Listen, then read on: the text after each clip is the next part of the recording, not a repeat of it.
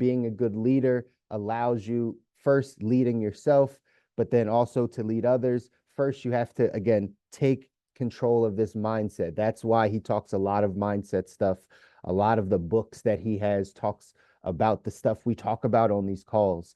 And it's incredibly important for us to really be able to, again, learn this stuff, apply it in our life so that we can go off and design our ideal life. That's really what it's about. I took the notes. If you didn't take the notes, so we're going to go through some of it. Hopefully something that you heard stuck with you. Hopefully something that you heard is something you could just kind of grab out the air and say, yeah, that's something I need to work on. That's something I need to work on. Scarcity versus abundance. Scarcity versus abundance. That's the conversation we're having. I could have looked in 177 mental toughness secrets and found 100 different pages on scarcity and abundance. But let's just talk it through with some of the stuff that John Maxwell talked about. He said scarcity mindset is okay in emergencies, but not after. Scarcity mindset is okay when you think there's an emergency. You have to figure out, hey, what do I have? Making sure that I can kind of keep what I have. Again, when you got the doomsday thinkers, right?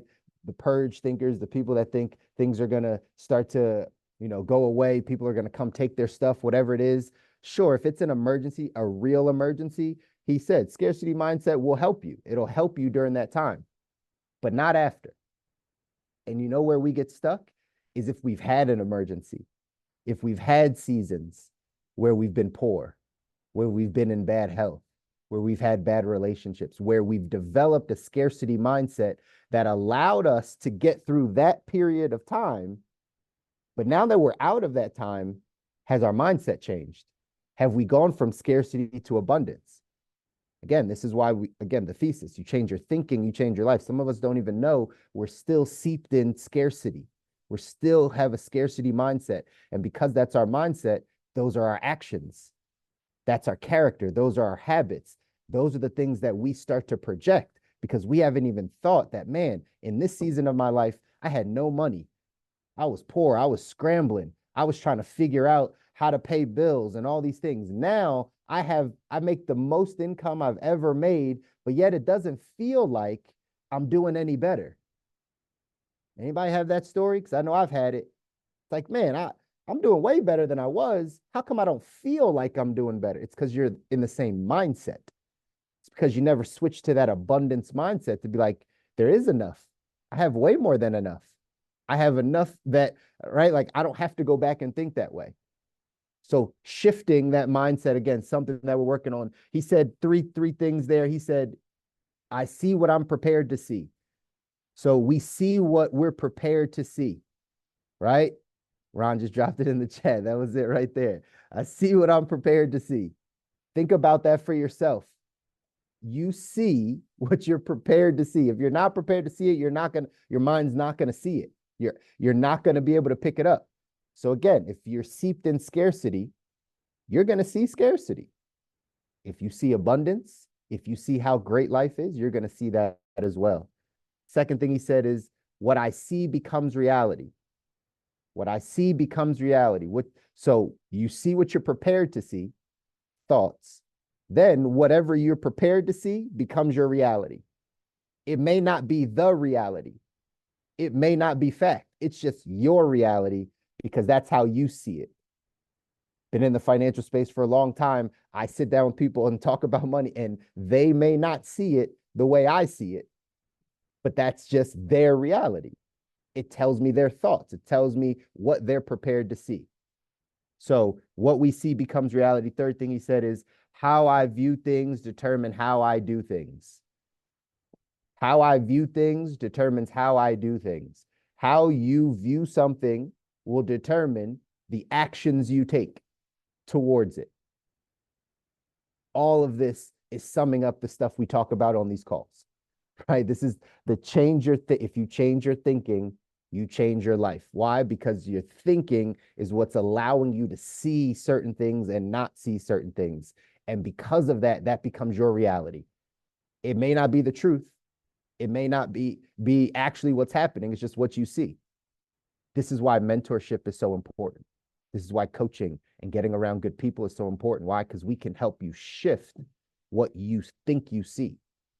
We can shift what you're thinking about so that that is not your reality. That's why it's important. That's why getting around good people is important, which again, he talked about. That's why mentorship is important. So we can help you shift those things. He said scarcity equals fear, abundance equals faith. Scarcity equals fear, abundance equals faith. So which emotion are you living more in? Or if you're living more in the scarcity side, you're living more in the fear side, right? If you're living more in the abundance side, you're activating your faith more. If you see things as abundant, you probably are using your faith muscle a bit more than people that say, I don't have enough. It's not going to be. The scarcity side activates the fear muscle. And you can't activate both at the same time. You're either operating in fear or operating in faith. You can't operate in the same in both of them at the same time. So which one are you operating out of more? Which one are you operating out of more? Fear or faith? He said, control your emotions with motion. We listened maybe 3 weeks ago to Tony Robbins, right? Say motion creates emotion. Those of you in a depressive state, in an anxious state, in something, a feeling that you don't want to feel, an emotional pattern you don't want to feel. Tony Robbins said, use your body differently, right? Use your body differently. That's what'll happen. You create different motion. It'll create different emotion inside of you. If naturally you are sitting down, watching TV, shallow breath, not really utilizing your body, it's going to create one type of emotion in you versus if you are moving and using your body and your breath in a completely different way that will create new, better emotions for you, positive emotions. So always remember that. You want to get out of a certain state, you want to get out of a certain mindset, what do? You use your motion. Use your emotions differently. He offered 6 things here that can help you with this abundance mindset. I thought they're all great. Number 1, he said, offer words of appreciation more. Offer words of appreciation more.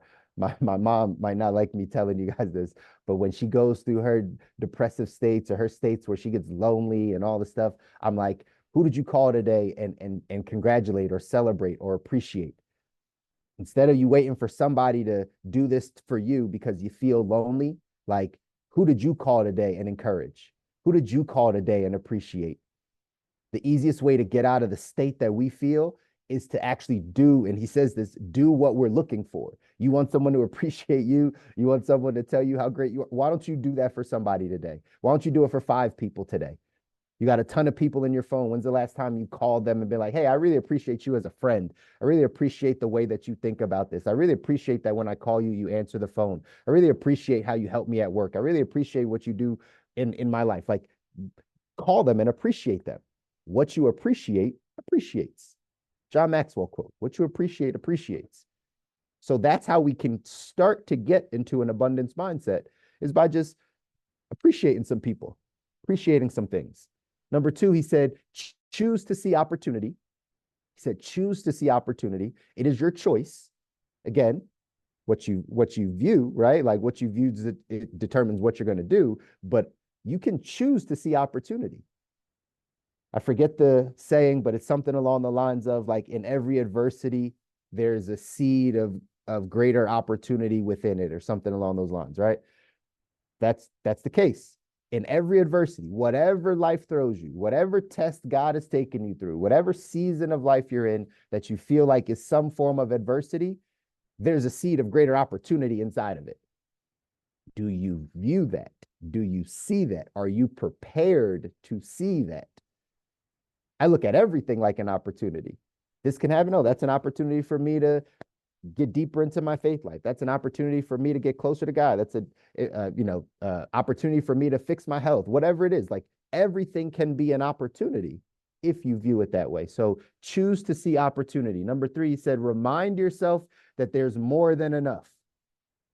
Talk about auto-suggestion, meaning like what we say to ourselves, right? Continuing to affirm certain things. Maybe that's something you should say to yourself all the time. There's more than enough.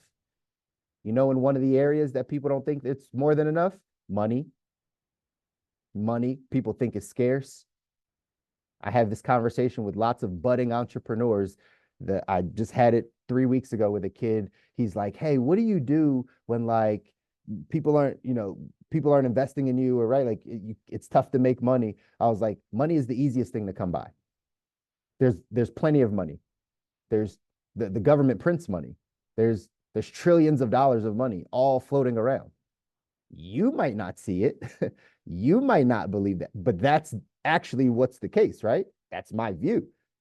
So maybe if it comes to money, maybe you should be saying to yourself, there's plenty of money out there. There's plenty, right? We talk about our money mindset. If you've ever heard the saying, money doesn't grow on trees, that's literally a scarcity saying.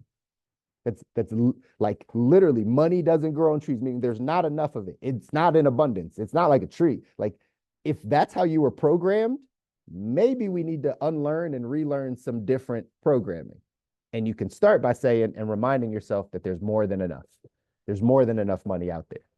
So remind yourself that. Number 4, he said, carefully select the company you keep.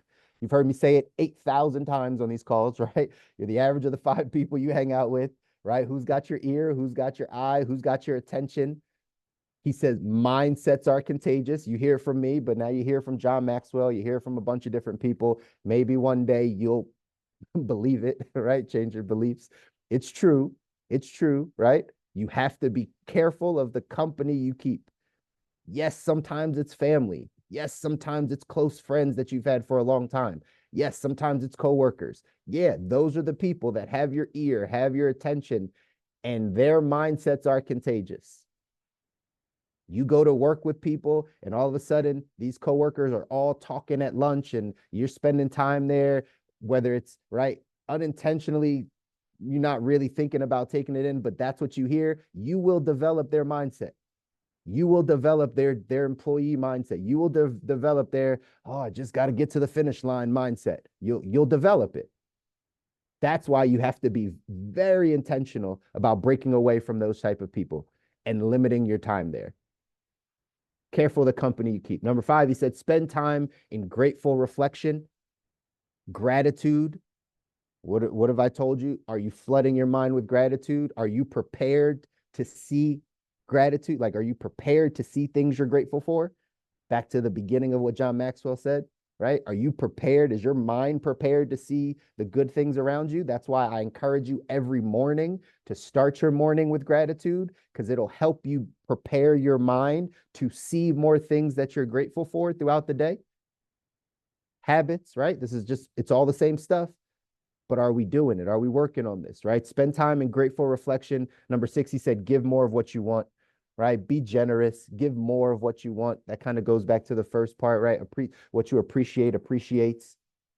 Give more of whatever it is you want. This is a great tip in marriage. This is a great tip in relationships, right? Like if any of you are married and you understand, like if you want something from your spouse, give them that. Like give them more of that thing. Like if you're like, hey, I'm not feeling appreciated, I'm not feeling loved, I'm not feeling right, physical, like whatever it is, give more of it. Be generous, be a giver. Givers gain. So are you giving the things that you want more of, or are you just saying, I wish I had more of this?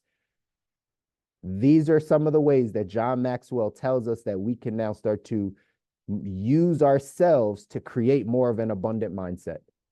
These were, again, today was a teaching opportunity. So you can have some practical things. There's going to be mornings that we just get fired up and, hey, right, let's go make it happen. Super inspirational and motivational, sure. But then there's some practical things that you got to go do. You have to practice this today. Like you have to practice offering appreciation. You have to practice choosing opportunity. You have to practice, selecting the company that you keep. You have to practice preparing your mind for what you want to see. This is practice. We're talking about practice, right? Yes, right? This is practice. This is practice. This is how we get to the life that we want. The reason why most people don't is because they're not willing to practice. They're not willing to do the hard work. We got to start doing what we know. A lot of this stuff you already know, but are we doing what we know? And if we do what we know, we'll get to the life that we deserve, y'all. Listen to the John Maxwell stuff. It's really good. It's going to bless your life. I promise. Sean got the joke. Yeah, it's a Allen Iverson joke, right? Practice. Anyway, I appreciate y'all. I love all of you. I love all of you. This is why I end the calls this way, all right? Because I truly do. I care about you guys, even if we've never met face to face. A lot of you we've never met face to face, but now we're social media friends or we see each other in this group. I care about you and you getting to the life that you deserve, that you want. Your family is counting on you to take in this information and go off and change your life. I hope some of the things that I can impart on you are helping you actually go out there and do it. We just need to bring more people along on the journey with us, right? So go out there today. It's Wednesday. Do something that scares you. There's no such thing as hump day, right? Go out there, make today happen. We'll see you again here on Friday, y'all. Take care. Have a good one.